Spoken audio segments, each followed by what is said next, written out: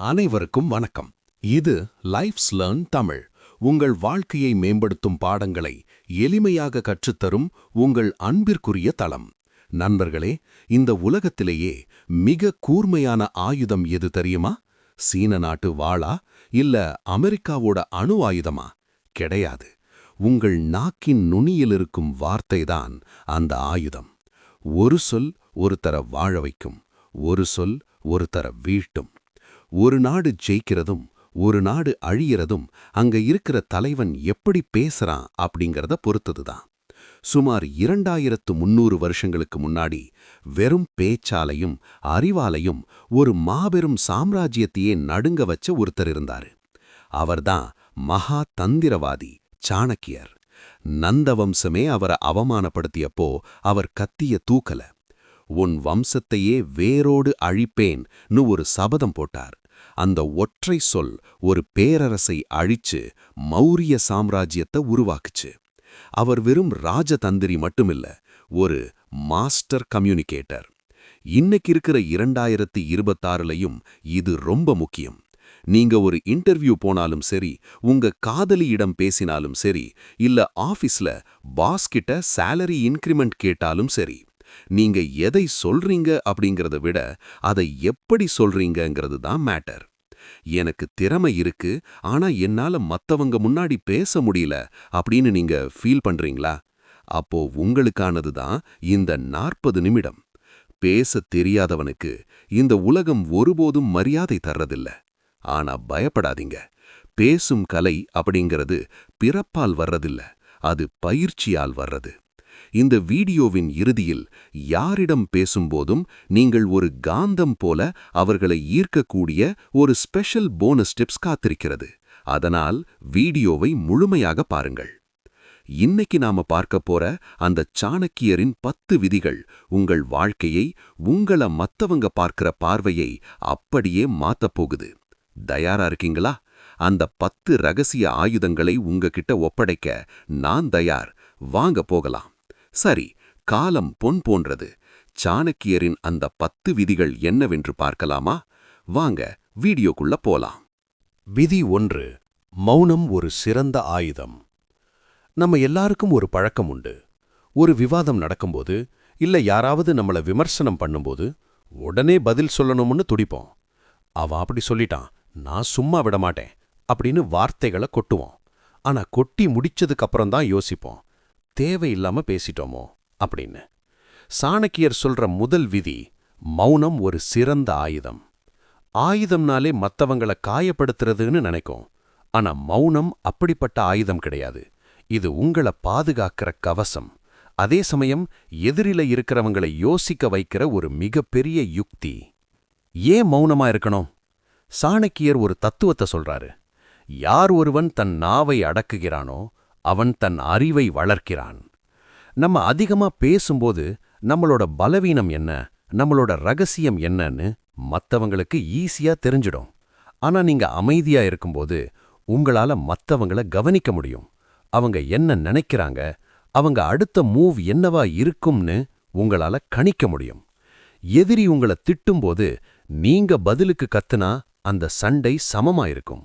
ஆனா அவர் திட்டும்போது நீங்க ஒரு புன்னகையோட மௌனமா இருந்தா எதிரிக்கு குழப்பம் வந்துடும்.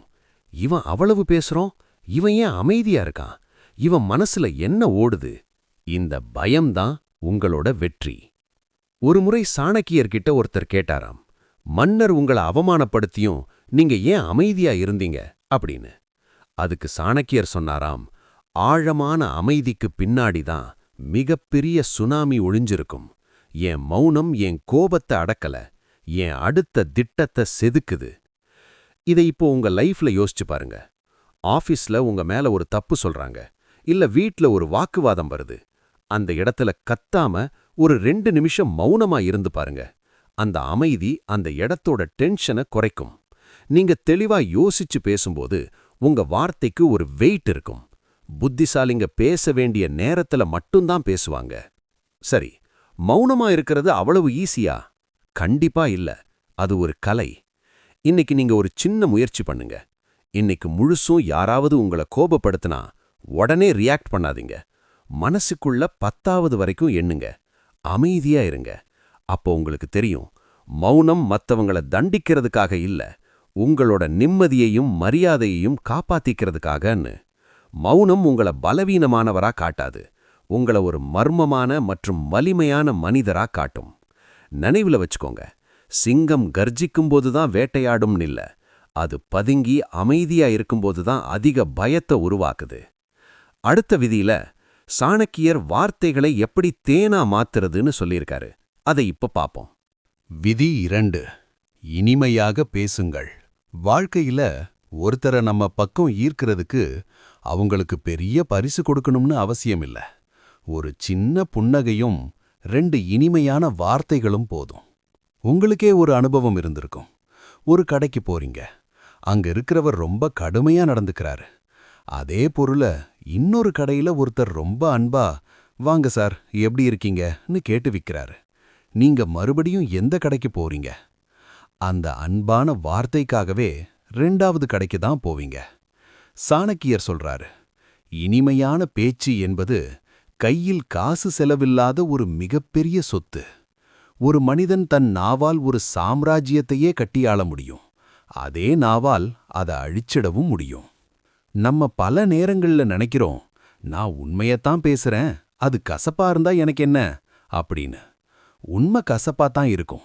ஆனா அத ஒரு மருந்துக்கு மேல பூசப்பட்ட இனிப்பு மாதிரி கொடுக்கணும்னு சாணக்கியர் சொல்றாரு. ஏன்னா கசப்பான வார்த்தைகள் மனசுல ஒரு வடுவ உண்டாக்கும். ஆனா இனிமையான வார்த்தைகள் ஒரு காயத்துக்கு மருந்தாகும்.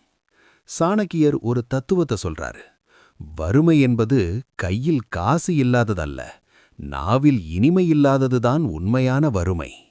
நீங்க எவ்வளவு பெரிய அதிகாரியா இருந்தாலும் சரி, வீட்ல பெரியவரா இருந்தாலும் சரி, மத்தவங்க உங்கள மதிக்கணும்னா அது உங்க அதிகாரத்துக்காக இல்லாம உங்க பேச்சுக்காக இருக்கணும்.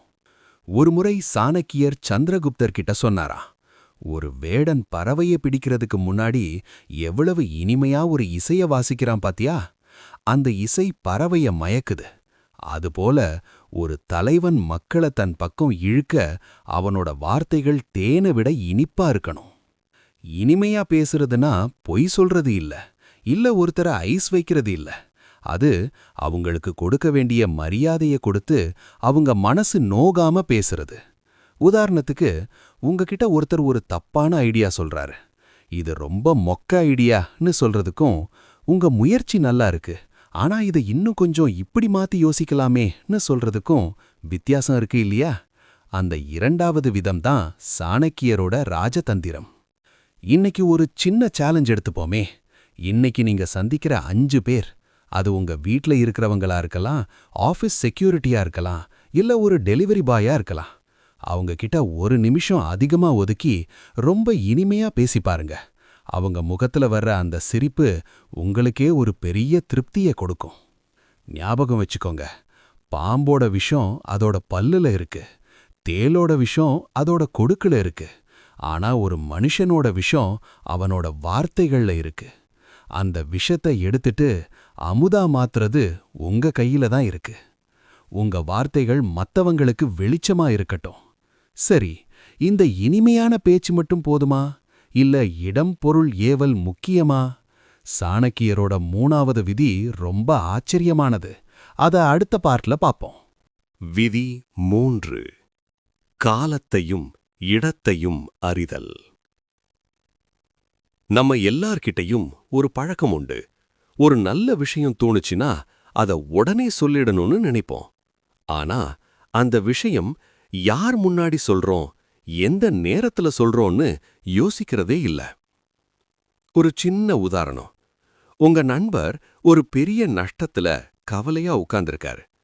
அந்த நேரத்துல போய், "ஏன் மச்சான் இப்படி பண்ண, நான் தான் அப்பவே சொன்னேனே" அப்படின்னு நீங்க அறிவுரை சொன்னா அது அவருக்கு உதவியா இருக்குமா இல்ல எரிச்சலா இருக்குமா? சாணக்கியர் சொல்றாரு, ஒரு சொல்லுக்கு எவ்வளவு சக்தி இருக்கோ அதே அளவு சக்தி அந்த சொல் பேசப்படுற காலத்துக்கும் இடத்துக்கும் இருக்கு. சரியான நேரத்துல பேசாத உண்மை கூட சில சமயம் ஆபத்தா முடியும். இத ஒரு போர் வீரனோட யுக்தியா பாருங்க. ஒரு வீரன் எப்போ அம்பு விடணும்னு தெரிஞ்சு வச்சிருக்கிறது எவ்வளவு முக்கியமோ அதை விட முக்கியம் எப்போ அம்ப உரைக்குள்ளேயே வச்சிருக்கணும்னு தெரியறது. சாணக்கியரோட வரிகள் இது: காலம் கனியும் வரை காத்திரு. ஒரு சபையில நீங்க பேசும்போது அங்க இருக்கிறவங்களோட மனநிலை என்ன, அங்க இருக்கிற சூழல் என்ன, இதையெல்லாம் கவனிக்காம நீங்க பேசுற பேச்சு காத்துல போடுற விபத்து மாதிரிதான். உதாரணத்துக்கு, ஒரு விசேஷ வீட்ல போய் யாராவது கஷ்டத்தையோ இல்ல மரணத்தையோ பத்தி பேசுவாங்களா? மாட்டாங்க. ஏன்னா அங்க அந்த இடம் அதுக்கு ஒத்து வராது. அதே மாதிரிதான் உங்க கரியர்லயும் உங்க ரிலேஷன்ஷிப்லயும். நீங்க சொல்ல வர்றது கரெக்டா இருக்கலாம், ஆனா டைமிங் தப்பா இருந்தா நீங்க தான் வில்லன். சாணக்கியரோட வாழ்க்கையில ஒரு சம்பவம். ஒரு முறை ஒரு முக்கியமான செய்திய மன்னர்கிட்ட சொல்லணும். ஆனா மன்னர் அப்போ ரொம்ப கோபத்துல இருந்தாரு. மத்த அமைச்சர்கள் எல்லாம் பயந்து போய் தள்ளி நின்னாங்க. ஆனா சாணக்கியர் அமைதியா ஒரு ஓரமா நின்னு வேடிக்கை பார்த்தாரு. மன்னரோட கோபம் தணிஞ்சு அவர் ஒரு நிம்மதியான மனநிலைக்கு வரும்போதுதான் சாணக்கியர் மெதுவா போய் அந்த விஷயத்த சொன்னாரு. அப்போதான் மன்னர் அதை நிதானமா கேட்டாரு. இதிலிருந்து நாம கத்துக்க வேண்டிய பாடம் என்னன்னா, சரியான வார்த்தைய தப்பான நேரத்துல சொன்னா அது குப்பை. அதே வார்த்தைய சரியான நேரத்துல சொன்னா அது முத்து. நீங்க ஒருத்தர்கிட்ட உதவி கேட்கணுமா இல்ல ஒரு ஐடியா சொல்லணுமா, முதல்ல அவங்க மனநிலை எப்படி இருக்குன்னு பாருங்க. நண்பர்களே, இன்னைக்கு உங்ககிட்ட நான் ஒரு கேள்வி கேட்கிறேன். நீங்க எப்பவாவது அடடா இந்த விஷயத்தை இப்போ சொல்லியிருக்க கூடாதோ அப்படின்னு வருத்தப்பட்டிருக்கீங்களா? அப்படி இருந்தா கமெண்ட்ல சொல்லுங்க. இனிமேல் ஒரு முக்கியமான விஷயத்த பேசுறதுக்கு முன்னாடி உங்க மனசுக்குள்ள இந்த 2 கேள்வியை கேளுங்க. இது பேச இது சரியான இடமா? இது பேச இது சரியான நேரமா? இந்த 2க்கும் ஆமாம்னு பதில் வந்தா மட்டும் வாயை திறங்க. அப்படி நீங்க பேசும்போது உலகம் உங்கள ஒரு விவேகமான மனிதர்னு பார்க்கும். சரி, காலமும் இடமும் தெரிஞ்சிருச்சு. ஆனா சில பேர் பேசுறது ஏன் மத்தவங்களுக்கு பிடிக்க மாட்டேங்குது? ஏன்னா அவங்க கிட்ட ஒரு குணம் அதிகமா இருக்கும். அதுதான் தற்பெருமை. சாணக்கியரோட 4வது விதி இத பத்தி என்ன சொல்லுதுன்னு பார்ப்போம். சாணக்கியர் விதி 4: தன்னம்பிக்கையுடன் பேசுங்கள். உங்ககிட்ட ஒரு சூப்பர் ஐடியா இருக்கு, இல்ல ஒரு பெரிய உண்மை இருக்கு. ஆனா அத 4 பேர் முன்னாடி சொல்லும்போது உங்க குரல் நடுங்குதா? கைகாலெல்லாம் லேசா உதறுதா? நாம சொல்றத அவங்க ஏத்துக்குவாங்களோ மாட்டாங்களோங்கிற பயம் உங்கள அப்படியே முடக்கி போடுதா? நம்மள நிறைய பேருக்கு அறிவு இருக்கு, திறமை இருக்கு. ஆனா அந்த திறமைய வெளியே கொண்டு வர்ற தன்னம்பிக்கை, செல்ஃப் கான்ஃபிடன்ஸ் மட்டும் கம்மியா இருக்கு. சாணக்கியர் ஒரு விஷயத்த ரொம்ப தெளிவா சொல்றாரு. அறிவுள்ளவன் பயந்து பேசினால் அவன் முட்டாளாகத் தெரிவான். ஆனால் தன்னம்பிக்கையோடு பேசும் முட்டாள் கூட அறிவாளியாக கருதப்படுவான். இதோட அர்த்தம் என்னன்னா, நீங்க என்ன பேசுறீங்கங்கிறத விட எப்படி பேசுறீங்கங்கிறது தான் உலகத்தோட பார்வையை தீர்மானிக்குது. சிங்கம் காட்டுக்கு ராஜாவா இருக்கிறதுக்கு காரணம் அது மத்த மிருகங்களை விட உயரமானதுன்றதோ இல்ல வேகமானதுன்றதோ கிடையாது. அதோட நம்பிக்கை. ஒரு யானைய பார்க்கும்போது கூட இத நம்மால வேட்டையாட முடியும்னு சிங்கம் நம்புது. சாணக்கியர் சொல்றாரு, பயத்தை பார்க்கும்போது ஓடிப்போகாதே, அந்த பயத்தின் கண்களை நேருக்கு நேராகப் பார். பயமே உன்னை பார்த்து பயப்பட வேண்டும். நீங்க ஒரு இன்டர்வியூல உட்கார்ந்திருக்கீங்களா இல்ல ஒரு மேடையில பேசுறீங்களா? முதல்ல உங்க மனசுக்குள்ள சொல்லிக்கோங்க, நான் சொல்ல வர்ற விஷயம் இந்த உலகத்துக்கு தேவையானது. எனக்கு என்ன தெரியுமோ அதை நான் தைரியமா சொல்லப் போறேன். இந்த ஒரு எண்ணம் உங்க குரல்ல ஒரு மேஜிக்க கொண்டு வரும். சரி, தன்னம்பிக்கையா பேசுறதுக்கு சாணக்கியர் சில ரகசியங்களை வச்சிருக்காரு. கண் தொடர்பு. தரை பார்த்து பேசுறது உங்கள பலவீனமா காட்டும். எதிரில் இருக்கிறவங்களோட கண்களை பார்த்து பேசுங்க, அதுதான் உண்மையான அதிகாரம். குரல் வளம். முணுமுணுக்காதீங்க, தெளிவா சத்தமா பேசுங்க. உங்க வார்த்தைகள்ல ஒரு தெளிவு இருக்கணும். தயார் நிலை. எதை பத்தி பேச போறோமோ அதை முன்னாடியே ஒரு தடவை மனசுக்குள்ள ஓட்டி பாருங்க. சாணக்கியர் சந்திரகுப்தருக்கு சொல்லிக் கொடுத்தது இதுதான். நீ ஒரு பேரரசன், உன் பேச்சில் அதிகாரம் இருக்க வேண்டும், அடக்கம் இருக்க வேண்டும். ஆனால் ஒருபோதும் பயம் இருக்கக்கூடாது. பயந்து பேசுற பேச்சுக்கு ஒருபோதும் வெற்றி கிடைக்காது. இப்போ நான் உங்ககிட்ட ஒரு சின்ன டாஸ்க் கொடுக்கறேன். நாளைக்கு நீங்க யார்கிட்ட பேசினாலும் சரி, அவங்க கண்ண பார்த்து ஒரு நிமிஷம் அதிகமா பேசுங்க. உங்க தோள்களை நிமிர்த்தி வச்சு பேசுங்க. அப்போ அவங்க உங்களை எப்படி பார்க்கறாங்கன்னு கவனிங்க. உங்களுக்கே ஒரு வித்தியாசம் தெரியும். தன்னம்பிக்கைங்கிறது ஒருத்தர் வந்து உங்களுக்கு கொடுக்கிற மெடல் கிடையாது. அது உங்களுக்குள்ள நீங்களே ஏத்திக்கிற விளக்கு. உங்கள நீங்களே நம்பாதப்போ இந்த உலகம் எப்படி உங்கள நம்பும்? சரி, தன்னம்பிக்கையா பேச கத்துக்கிட்டோம். ஆனா சில பேர் பேசும்போது மட்டும் எல்லாரும் அப்படியே சொக்கி போய் கேக்குறாங்க. அவங்க பேச்சுல இருக்கிற அந்த இனிமை ரகசியம் என்ன? சாணக்கியரோட அடுத்த விதி உங்க பேச்ச பல மடங்கு இனிமையாக்க போகுது. அத பத்தி இப்ப பார்ப்போம். விதி 5. ரகசியங்களை காத்தல். உங்ககிட்ட ஒரு விஷயம் கேட்கவா? நீங்க ரொம்ப நம்புற ஒரு நண்பர்கிட்ட உங்க வாழ்க்கையோட ஒரு முக்கியமான ரகசியத்தை சொல்லிருக்கீங்களா? யார்கிட்டயும் சொல்லாதன்னு சத்தியம் வாங்கிட்டு சொல்லிருப்பீங்க. ஆனா கொஞ்ச நாள் கழிச்சு அந்த விஷயம் ஊருக்கே தெரிஞ்சப்போ நீங்க எவ்வளவு துடிச்சு போயிருப்பீங்க. நம்ம எல்லாருக்கும் இருக்கிற மிகப்பெரிய பலவீனம் நம்ம மனசுல இருக்கிறத அப்படியே கொட்டிடுறது. ஆனா சாணக்கியர் ஒரு எச்சரிக்கை கொடுக்கறாரு. உன் ரகசியத்தை உன்னாலேயே காப்பாத்த முடியலன்னா அத மத்தவங்க காப்பாத்துவாங்கன்னு நீ எப்படி எதிர்பார்க்கலாம்? இந்த ஒரு விதி மட்டும் உங்களுக்கு தெரிஞ்சிருந்தா உங்க வாழ்க்கையில பாதி துரோகங்களை நீங்க தடுத்திருக்கலாம். ஏன் ரகசியமா இருக்கணும்? சாணக்கியர் ஒரு தத்துவத்தை சொல்றாரு. ஒரு காரியம் முடியற வரைக்கும் அத வெளியே சொல்லாத. நம்ம ஒரு புது பிசினஸ் ஆரம்பிக்க போறோம், இல்ல ஒரு பெரிய வேலைக்கு முயற்சி பண்றோம்னா அது நடக்கிறதுக்கு முன்னாடியே எல்லார்கிட்டயும் சொல்லிடுவோம். இதனால என்ன ஆகும்? 1. மத்தவங்களோட எதிர்மறை எண்ணங்கள், நெகட்டிவ் வைப்ஸ் உங்கள தாக்கும். இல்லன்னா உங்கள வீழ்த்தணும்னு நினைக்கிறவங்களுக்கு நீங்க ஒரு வாய்ப்பை ஏற்படுத்தி கொடுக்கறீங்க. சாணக்கியர் சொல்றாரு, ஒரு பாம்பு கிட்ட விஷம் இல்லாம இருக்கலாம், ஆனா அது சீர்றத நிறுத்தக்கூடாது. அதாவது உங்ககிட்ட என்ன இருக்கு என்ன இல்லைங்கிற உண்மைய உலகம் தெரிஞ்சுக்க விடாதீங்க. உங்க மௌனம்தான் உங்களோட மிகப்பெரிய பலம். சாணக்கியர் எதையெல்லாம் ரகசியமா வைக்கணும்னு ஒரு லிஸ்ட் வச்சிருக்காரு. உங்களுடைய அவமானம். உங்களுக்கு நடந்த ஒரு அவமானத்தை நீங்களே 4 பேர்கிட்ட சொன்னா அது உங்களை இன்னும் பலவீனமாக்கும். உங்களுடைய குடும்ப பிரச்சனைகள். வீட்ல நடக்கிறத வெளியே சொல்லும்போது அது மத்தவங்களுக்கு ஒரு என்டர்டெயின்மெண்ட் தான். உங்களுடைய பலவீனம். உங்க பலவீனம் யாருக்கு தெரியுதோ அவங்க தான் உங்களை ஆளப் போறாங்க. சந்திரகுப்தர் கிட்ட ஒரு முறை சாணக்கியர் சொன்னாராம், ஒரு அரசனின் ரகசியம் அவனது இதயத்திற்கு கூட தெரியக்கூடாது. அந்த அளவுக்கு பேச்சு கட்டுப்பாட்டுல, செல்ஃப் கண்ட்ரோல்ல நீங்க உறுதியா இருக்கணும்.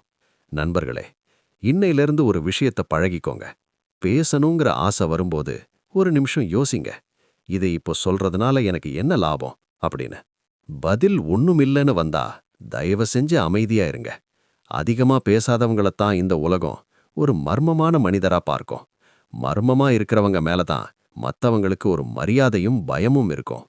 உங்க ரகசியம் உங்ககிட்ட இருக்கிற வரைக்கும் தான் நீங்க அந்த ரகசியத்துக்கு எஜமான். அது வெளியே போயிட்டா நீங்க அந்த ரகசியத்துக்கு அடிமை. சரி, ரகசியம் காக்க கத்துக்கிட்டோம். ஆனா சில பேர் பேசும்போது மட்டும் ஏன் எல்லாரும் அப்படியே சொக்கி போய் கேக்குறாங்க? அவங்க பேச்சுல இருக்கிற அந்த சுருக்கம் மற்றும் தெளிவு ரகசியம் என்ன? சாணக்கியரோட 6வது விதி உங்க பேச்ச பல மடங்கு பவர்ஃபுல்லா மாத்த போகுது. அத பத்தி இப்ப பாப்போம். விதி 6. கேட்பது ஒரு கலை. நம்ம எல்லாருக்கும் ஒரு ஆசை உண்டு. நாம பேசும்போது மத்தவங்க அத கேட்கணும்னு நினைப்போம். ஆனா மத்தவங்க பேசும்போது நாம அத கேட்கிறோமா?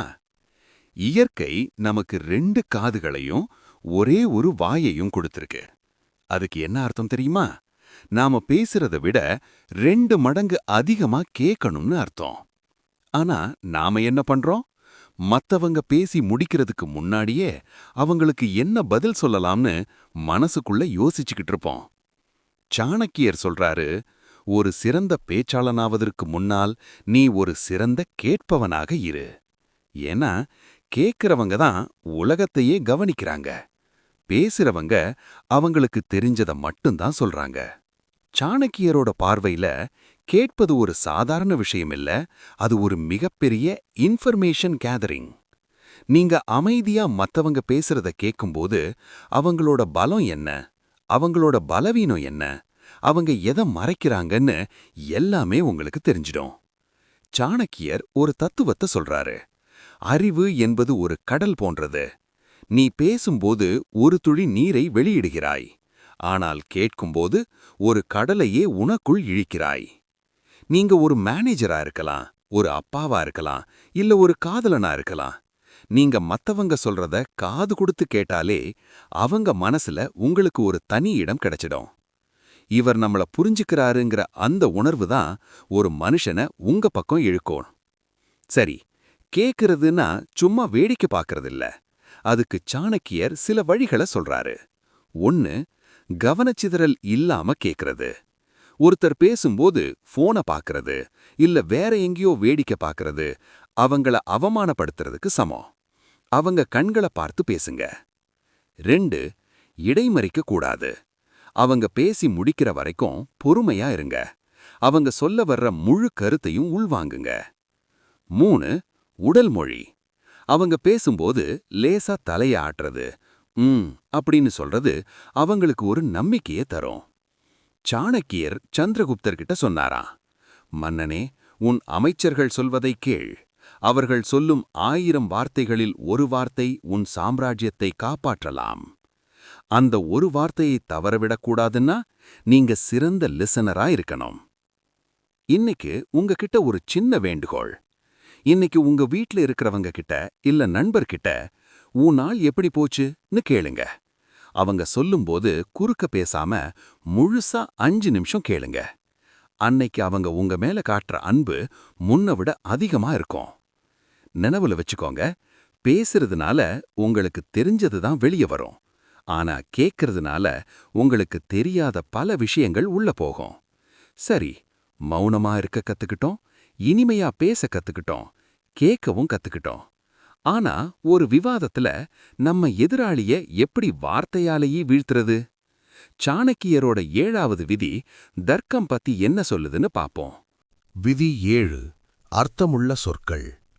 நம்ம ஊர்ல ஒரு பழமொழி உண்டு, அகல உழுவதை விட ஆழ உழுவதே மேல். இது விவசாயத்துக்கு மட்டும் இல்ல, நம்ம பேச்சுக்கும் பொருந்தும். நம்மள நிறைய பேர் நினைக்கிறாங்க, ஒருத்தர்கிட்ட 1 மணி நேரம் பேசினாதான் நாம பெரிய அறிவாளின்னு அவர்களை நம்புவாங்கன்னு. ஆனா உண்மை அதற்கு நேர் எதிரானது. சாணக்கியர் சொல்றாரு, அதிகமாக பேசுபவன் தன் அறிவை இழக்கிறான், அர்த்தமுள்ளதாக பேசுபவன் உலகையே வெல்கிறான். நீங்க 1 நிமிஷம் பேசினாலும் சரி, அந்த 1 நிமிஷத்துல நீங்க சொல்ற விஷயம் மத்தவங்க மனசுல ஒரு தாக்கத்தை ஏற்படுத்தணும். வெற்றி பேச்சு என்பது ஓட்டை பானையில தண்ணி ஊத்துற மாதிரி, எவ்வளவு ஊத்துனாலும் நிறையாது. ஏன் அர்த்தமுள்ளதா பேசணும்? சாணக்கியர் சொல்றார், ஒரு வில்லிலிருந்து புறப்பட்ட அம்பு எப்படி இலக்கை தாக்க வேண்டுமோ அப்படியே உன் வாயிலிருந்து புறப்படும் சொல்லும் அர்த்தமுள்ளதாக இருக்க வேண்டும். இலக்கு இல்லாத அம்பு வீண், அப்படியே அர்த்தமில்லாத பேச்சும் வீண். சாணக்கியர் ஒரு முறை சொன்னாராம், 1000 வீணான சொற்களை விட ஒருவனுக்கு அமைதியையும் தெளிவையும் தரும் ஒரு சொல் மேலானது. நீங்க ஒரு மீட்டிங்ல இருக்கீங்கன்னு வச்சுப்போம். அங்க எல்லாரும் பேசிட்டே இருக்காங்க.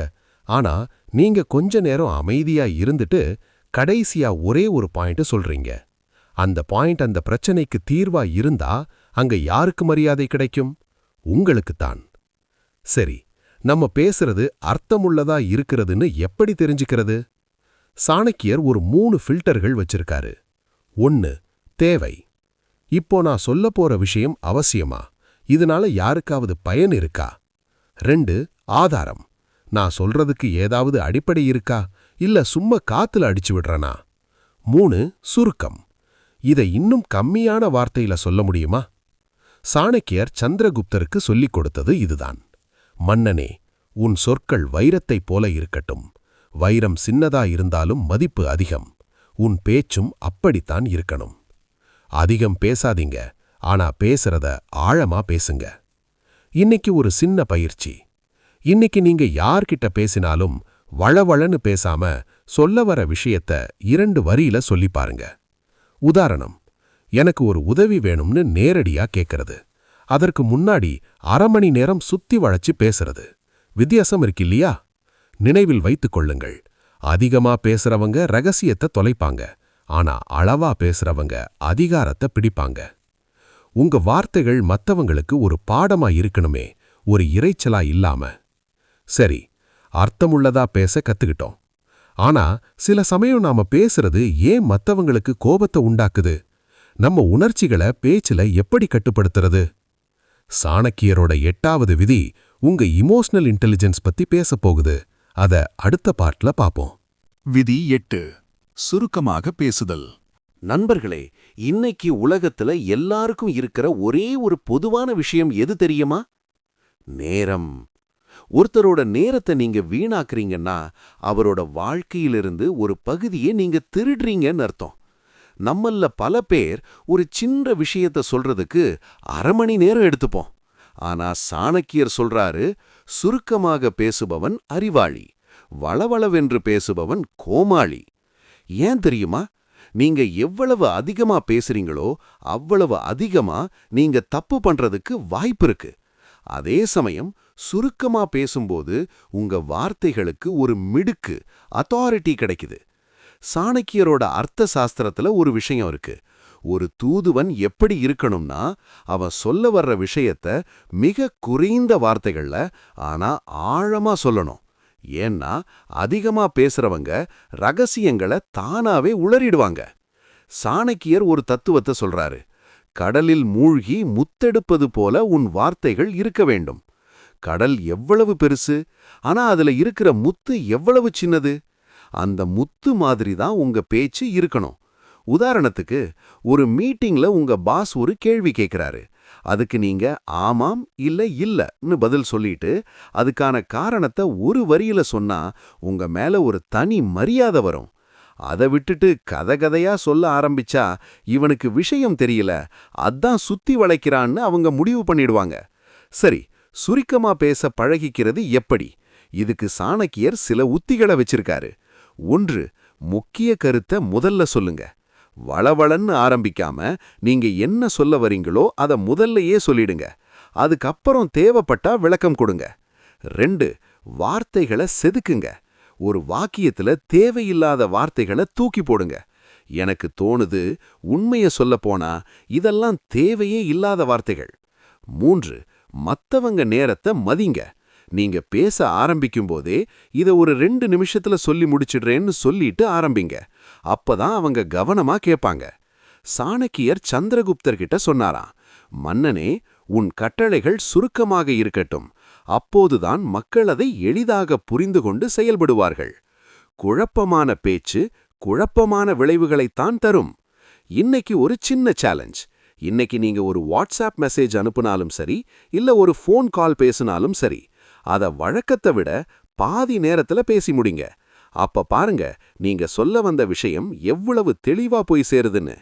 நினைவுல வச்சுக்கோங்க, குறைவா பேசுறவங்க தான் அதிகமா சாதிக்கிறாங்க. உங்க வார்த்தைகள் கம்மியா இருக்கட்டும், ஆனா அதோட தாக்கம், இம்பாக்ட் பலமா இருக்கட்டும். சரி, சுருக்கமா பேச கத்துக்கிட்டோம். ஆனா சில பேர் பேசும்போது மட்டும் நமக்கு ஏன் கோபம் வருது? நம்ம பேசுறது மத்தவங்கள காயப்படுத்துது. சாணக்கியரோட 9வது விதி நிதானம், கண்ட்ரோல் பத்தி பேச போகுது. உங்க கோபத்தை எப்படி பேச்சுல கட்டுப்படுத்துறதுன்னு அடுத்த பார்ட்ல பாப்போம். விதி 9. அறிவுபூர்வமாக பேசுங்கள். நம்ம ஊர்ல ஒரு பழமொழி உண்டு, நிறை குடம் தழும்பாது, குறை குடம் கூத்தாடும்னு. ஒரு விவாதம் நடக்கும்போது கவனிச்சு பாருங்க, யாருக்கு அந்த விஷயத்தை பத்தி ஒண்ணுமே தெரியாதோ அவங்க தான் மத்தவங்க குரலை விட அதிகமா சத்தம் போடுவாங்க. சாணக்கியர் ஒரு எச்சரிக்கை கொடுக்கிறாரு. அறிவு இல்லாதவன் பேசுவது வெற்றுப்பானை சத்தம் போடுவது போல இருக்கும்னு. நீங்க அழகா பேசலாம், இனிமையா பேசலாம், ஏன் சுருக்கமாகவும் பேசலாம். ஆனா நீங்க பேசுற விஷயத்துல விஷயம் அப்படிங்கிற சப்ஸ்டன்ஸ் இல்லைன்னா கொஞ்ச நேரத்திலேயே உங்க மேல இருக்கிற மரியாதை குறைஞ்சிடும். வெறும் வார்த்தைகளால கோட்டை கட்ட முடியாது, அதுக்கு அறிவும் ஆதாரமும் தேவை. ஏன் அறிவுபூர்வமா பேசணும்? சாணக்கியரோட காலத்துல அவர் ஒரு மிகப்பெரிய ராஜதந்திரி. அவர் ஒரு கருத்தை சொன்னா அதுக்கு பின்னாடி 100 காரணங்கள் இருக்கும். அவர் சொல்றாரு, முழுமையாக தெரியாத ஒரு விஷயத்தை பத்தி ஒருபோதும் கருத்து கூறாதே. நம்மள பல பேர் பண்ற தப்பு இதுதான். வாட்ஸ்அப்ல வர்ற ஒரு செய்தியை படிச்சுட்டு அதுதான் உண்மைன்னு நினைச்சு 4 பேர்கிட்ட விவாதம் பண்ணுவோம். கடைசியில் அது பொய்ன்னு தெரியும்போது நம்ம மானமே போயிடும். சாணக்கியர் ஒரு முறை சொன்னாராம், அறிவாளி ஒரு விஷயத்தை பேசும்போது அவன் நாவிலிருந்து வார்த்தைகள் வராது, அனுபவமும் உண்மையும் தான் வெளிப்படும்னு. நீங்க பேசுற ஒவ்வொரு வார்த்தைக்கும் பின்னாடி ஒரு லாஜிக் இருக்கணும். அப்பதான் எதிரில் இருக்கிறவங்க உங்களை ஒரு லீடரா பாப்பாங்க. சரி, அறிவுபூர்வமா பேச சாணக்கியர் காட்டும் 3 வழிகள் என்ன? 1. ஆழ்ந்த வாசிப்பு. ஒரு விஷயத்தை பத்தி பேசுறதுக்கு முன்னாடி அதை பத்தி நல்லா படிங்க. மேலோட்டமான அறிவு ஆபத்தானது. 2. கேள்வி கேட்கும் பழக்கம். ஏன், எப்படின்னு கேள்வி கேளுங்க. அப்பதான் விஷயத்தோட ஆழம் புரியும். 3. உண்மைய சொல்ல தயங்காதீங்க. உங்களுக்கு ஒரு விஷயம் தெரியலன்னா, எனக்கு தெரியாது, தெரிஞ்சிட்டு சொல்றேன்னு தைரியமா சொல்லுங்க. தெரியாததை தெரிஞ்ச மாதிரி பேசுறது தான் அறிவீனம். சாணக்கியர் ஒரு முறை சொன்னாராம், மன்னனே, உன் சபையில அறிஞர்கள் பேசும்போது மட்டும் நீ மௌனமாக இருந்து கவனி. ஏன்னா அவங்க பேச்சு உனக்கு ஒரு புதிய உலகத்தை காட்டும். ஒரு புத்திசாலி பேச்சாளன் எப்பவுமே ஒரு ஸ்டூடெண்ட் தான். இன்னைக்கு ஒரு சின்ன பயிற்சி. இன்னைக்கு நீங்க ஏதோ ஒரு விஷயத்தை பத்தி பேச போறீங்கன்னா, அதுக்கு முன்னாடி அந்த விஷயத்தை பத்தி 5 நிமிஷம் கூகுள் பண்ணியோ இல்ல புத்தகம் படிச்சோ தெரிஞ்சுக்கிட்டு பேசுங்க. நீங்க பேசுறதுல இருக்கிற அந்த கான்ஃபிடன்ஸ் மத்தவங்கள ஆச்சரியப்பட வைக்கும். நினைவுல வச்சுக்கோங்க, அழகு உங்களை ஒரு நிமிஷம் கவனிக்கும்படி செய்யும். ஆனா உங்க அறிவு தான் உங்களை ஆயுள் முழுக்கவும் மதிக்க செய்யும். சரி, மௌனம், இனிமை, அறிவு எல்லாம் பார்த்தாச்சு. ஆனா இது எல்லாத்தை விட மேலானது ஒன்னு இருக்கு. அதுதான் தெளிவு. நீங்க எவ்வளவு பெரிய அறிவாளியா இருந்தாலும் அதை தெளிவா சொல்லலைன்னா அது வேஸ்ட். சாணக்கியரோட 10வது விதி இந்த 40 நிமிஷ வீடியோவோட மாஸ்டர் கீ. அது என்னன்னு இப்ப பாப்போம். விதி 10. பேச்சில் தெளிவு. நம்ம வாழ்க்கையில நிறைய நேரங்கள்ல ஒரு தப்பு பண்ணுவோம். ஒரு விஷயத்த சொல்ல வரும்போது அதை சுத்தி வளைச்சு தேவையில்லாத வார்த்தைகளை போட்டு கடைசியில நாம என்ன சொல்ல வந்தோம்னே நமக்கே மறந்துடும். எதிரில் இருக்கிறவங்க முகத்தை பார்த்தா அவங்க கேட்குற ஒரே கேள்வி, நீ என்னதான் சொல்ல வர? சாணக்கியர் சொல்ற கடைசி மற்றும் மிக முக்கியமான விதி, பேச்சில் தெளிவு இல்லை என்றால் உன் அறிவு ஒரு சுமை. நீங்க எவ்வளவு பெரிய மேதையா இருந்தாலும் சரி, நீங்க சொல்ல வர்றத ஒரு 5 வயசு குழந்தைக்கு புரியிற மாதிரி தெளிவா சொல்ல தெரியலன்னா உங்க பேச்சு ஒரு தோல்விதான். தெளிவான பேச்சு தான் ஒரு தலைவனுக்கும் தொண்டனுக்கும் இருக்கிற வித்தியாசம். ஏன் தெளிவு முக்கியம்? சாணக்கியர் ஒரு தத்துவத்தை சொல்றாரு. அழுக்கான கண்ணாடியில் முகம் தெரியாது, குழப்பமான பேச்சில் உண்மை தெரியாது. ஒரு அரசன் தன் மக்களுக்கு கட்டளையிடும்போது அதுல ஒரு சின்ன குழப்பம் இருந்தா கூட அந்த சாம்ராஜ்யமே அழிஞ்சிடும். சாணக்கியர் ஒரு முறை சொன்னாராம், ஒரு சொல்லுக்கு ஒரு பொருள் இருக்க வேண்டும், அந்த பொருள் கேட்பவருக்கு தெளிவாக புரிய வேண்டும். நீங்க ஒரு வேலையை ஒருத்தர்கிட்ட ஒப்படைக்கிறீங்களா, இல்ல ஒருத்தர்கிட்ட உங்க காதுல சொல்றீங்களா? எதுவா இருந்தாலும் நேரடியா சொல்ல பழகுங்க. வார்த்தைகளை மெல்லாதீங்க.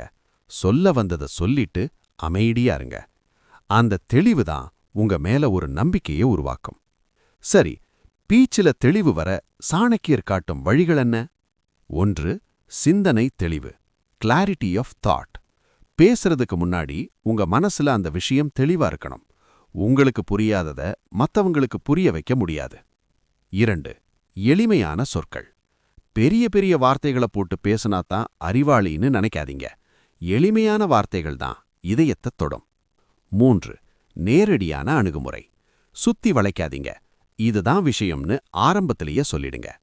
சாணக்கியர் சந்திரகுப்தர் கிட்ட சொன்னாராம், மன்னனே, உன் சொல் ஒரு வாளை போல இருக்கட்டும், அது ஒரே வீச்சில் இலக்கை தைக்க வேண்டும். அந்த பாய்ச்சல் உங்க பேச்சுல இருக்கணும். நண்பர்களே, இன்னைக்கு நாம சாணக்கியரோட 10 விதிகளை பார்த்தோம். மௌனத்துல ஆரம்பிச்சு தெளிவு வரைக்கும் இது வெறும் பேச்சுக்கலை இல்ல, இது ஒரு வாழ்க்கை முறை. இந்த 10 விதிகளையும் நீங்க கடைபிடித்தா நீங்க போற இடமெல்லாம் உங்களுக்கு மரியாதை கிடைக்கும். உங்க வார்த்தைகள் மத்தவங்களுக்கு பாடமாயிருக்கும். இந்த 40 நிமிஷம் என் கூட பயணிச்சதுக்கு ரொம்ப நன்றி. நண்பர்களே, இந்த 40 நிமிஷம் உங்க வாழ்க்கையோட ரொம்ப முக்கியமான நேரம். இந்த நிமிஷம் வரைக்கும் நீங்க இந்த வீடியோவை பார்த்துட்டு இருக்கீங்கன்னா உங்க வாழ்க்கையை அடுத்த கட்டத்துக்கு கொண்டு போகணுங்கிற அந்த தேடல் உங்ககிட்ட இருக்குன்னு அர்த்தம். அதுக்காக முதல்ல உங்களுக்கு என்னோட பாராட்டுகள். பேசுறதுங்கிறது வெறும் சத்தம் இல்ல, அது நம்மளோட ஆன்மாவோட வெளிப்பாடு. இன்னைக்கு நாம பார்த்த இந்த சாணக்கியரோட விதிகள் ஏதோ ஒரு புத்தகத்துல இருக்கிற வரிகள் இல்ல, இதெல்லாம் பல சாம்ராஜ்யங்களை உருவாக்குன ரகசியங்கள். இப்போ இந்த ரகசியங்கள் உங்ககிட்ட இருக்கு. இதை நீங்க எப்படி பயன்படுத்த போறீங்க? நம்ம லைஃப்ஸ் லேர்ன் தமிழ் சேனலோட நோக்கமே இதுதான். நம்ம தமிழ் மொழியில் இருக்கிற அறிவையும் உலகத்தோட சிறந்த தத்துவங்களையும் எளிமையா உங்ககிட்ட கொண்டு வந்து சேர்க்கிறது. நாம இங்க வெறும் வீடியோக்களை மட்டும் போடல, ஒரு தேடல் உள்ள மனிதர்களோட சமூகத்தை, கம்யூனிட்டியை உருவாக்குறோம். உங்க ஒவ்வொருத்தரோட கமெண்ட்டையும் நான் படிக்கிறேன். அதுல நீங்க சொல்லுற சின்ன சின்ன வெற்றிகள் தான் எனக்கு அடுத்த வீடியோ பண்றதுக்கான எனர்ஜி.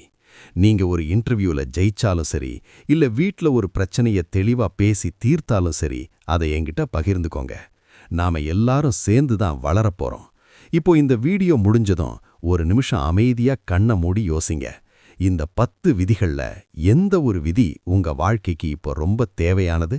அதை இன்னைக்கே செயல்படுத்த ஆரம்பிங்க. வாழ்க்கைங்கிறது கத்துக்கிறதுக்கான ஒரு களம். நாம தினமும் ஒரு சின்ன விஷயத்தை கத்துக்கிட்டு அதை சரியா செஞ்சாலே 1 வருஷத்துல நாம நினைச்சு பார்க்க முடியாத உயரத்துக்கு போயிடலாம். அந்த பயணத்துல இந்த லைஃப்ஸ் லேர்ன் தமிழ் எப்பவும் உங்க கூடவே இருக்கும். உங்களுக்கு ஏதாவது ஒரு கஷ்டமான சூழல் வரும்போது இந்த வீடியோவோட ஒரு பாயிண்டாவது உங்களுக்கு துணையா இருந்தா அதுதான் என்னோட வெற்றி. இந்த 40 நிமிஷ பயணம் உங்களுக்கு பயனுள்ளதா இருந்தா இந்த வீடியோவை ஒரு லைக் பண்ணுங்க. உங்க நண்பர்கள் யாராவது பேச தயங்குறாங்க, இல்ல கோபத்துல தப்பா பேசுறாங்கன்னா அவங்களுக்கு இந்த வீடியோவை ஒரு அன்பான பரிசா அனுப்பி வைங்க. இன்னும் இதுபோல நிறைய வாழ்க்கை பாடங்களை நாம கத்துக்க போறோம். அதனால மறக்காம லைஃப்ஸ் லேர்ன் தமிழ் சேனலுக்கு சப்ஸ்கிரைப் பண்ணி அந்த பெல் ஐக்கானையும் தட்டி வைங்க. அடுத்த ஒரு அருமையான வீடியோல இன்னும் ஒரு சுவாரஸ்யமான தலைப்போட உங்களை சந்திக்கிறேன். அதுவரைக்கும் சாணக்கியரின் தெளிவோடும் தமிழின் இனிமையோடும் பேசுங்கள், வெல்லுங்கள். மிக்க நன்றி. இது உங்கள் லைஃப்ஸ் லேர்ன் தமிழ்.